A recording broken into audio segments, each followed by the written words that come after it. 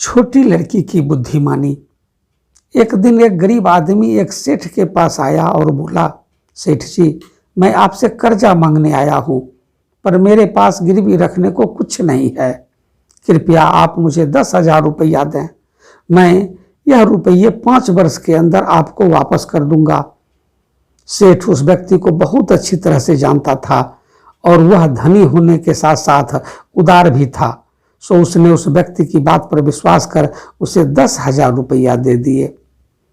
जब 5 वर्ष बीत जाने के बाद भी उस व्यक्ति ने सेठ के 10,000 रुपये नहीं लौटाए, तब सेठ को अपने एक आदमी को उस व्यक्ति के पास भेजना पड़ा। व्यक्ति बहुत गरीब था और उसके पास पैसे भी नहीं थे, इसीलिए उसने सेठ के आदमी को बहाना बनाकर भेज दिया। ऐसा कई बार हुआ। जब भी कोई उसके घर जाता, बहाना बनाकर उसे वापस भेज दिया जाता। एक दिन फिर सेठ उस व्यक्ति के घर गया। वहां और कोई तो नहीं दिखा, एक छोटी लड़की बैठी थी। सेठ ने उस बच्ची से पूछा, तुम्हारे पिताजी कहाँ गए हैं? लड़की बोली, पिताजी स्वर्ग का पानी रोकने गए हैं। सेठ ने फिर पूछा, अरे तुम्हारे घर में कोई भी नहीं है क्या? तुम्हारा बड़ा भाई या माँ? लड़की बोली, भैया बिना झगड़ा के झगड़ा करने गए हैं और माँ 1 से 2 करने गई है। सेठ उसके इन फालतू के जवाब से खींच गया।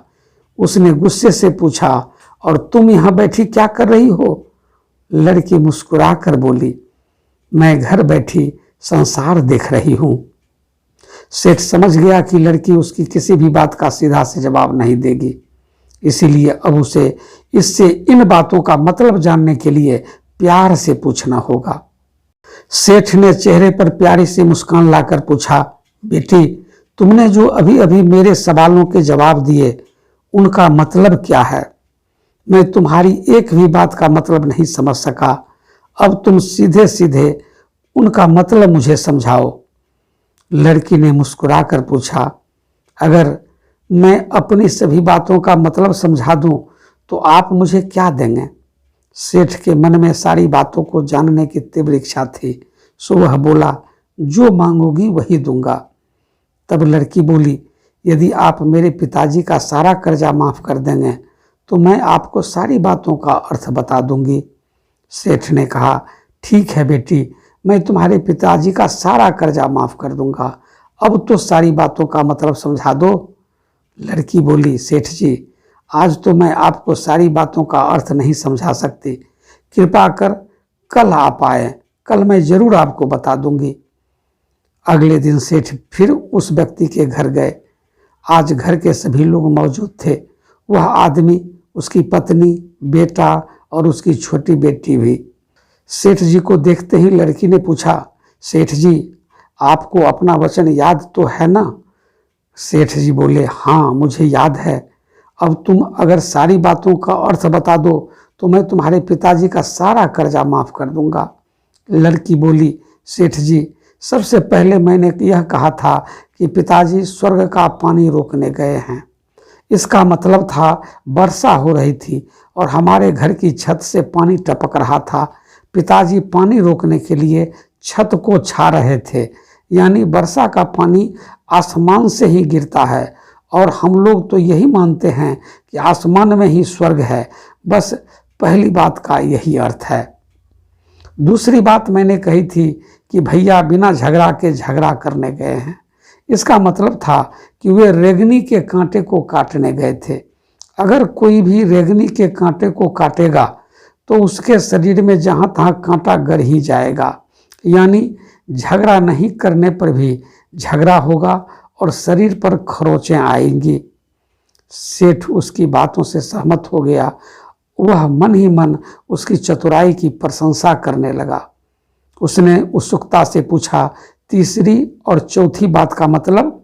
लड़की बोली, सेठ जी, तीसरी बात मैंने कही थी कि माँ 1 से 2 करने गई है। इसका मतलब था माँ अरहर दाल को पीसने, यानी उसे 1 को 2 करने गई है। अगर साबुत दाल को पीसा जाए तो 1 दाना का 2 भाग हो जाता है, यानी यही था 1 का 2 करना। और चौथी बात तो उस समय मैं चावल पका रही थी और उसमें से एक चावल निकाल कर देख रही थी कि चावल पूरी तरह से पका है या नहीं। इसका मतलब है कि मैं एक चावल देखकर ही जान जाती कि पूरा चावल पका है कि नहीं, यानी चावल के संसार को मैं घर बैठी देख रही थी। इतना कहकर लड़की चुप हो गई। सेठ सारी बातों का अर्थ जान चुका था और उसे लड़की की बुद्धिमानी भरी बातों ने आश्चर्य में डाल दिया था। वह उसकी बुद्धि और ज्ञान भरी बातों से बहुत प्रभावित हुआ।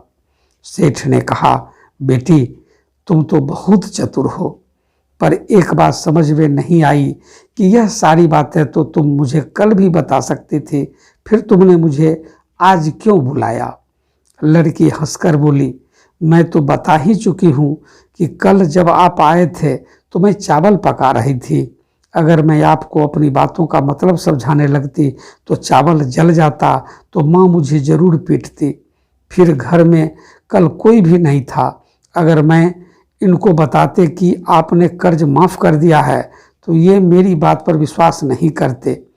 आज स्वयं आपके मुंह से सुनकर कि आपने कर्ज माफ़ कर दिया है, जहां इन्हें इसका विश्वास हो जाएगा वहीं खुशी भी होगी।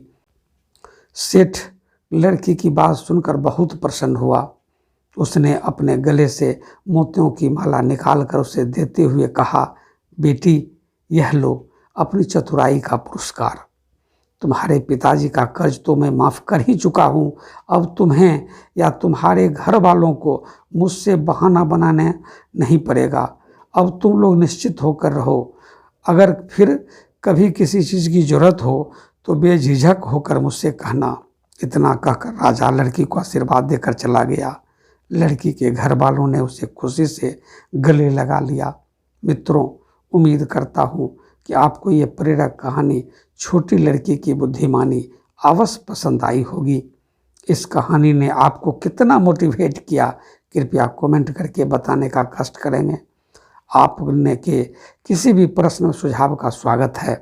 कृपया इस पोस्ट को शेयर करें और मुझसे जुड़े रहने के लिए अपने चैनल कथा काव्य दर्पण को सब्सक्राइब करें। धन्यवाद। जय हिंद, जय भारत।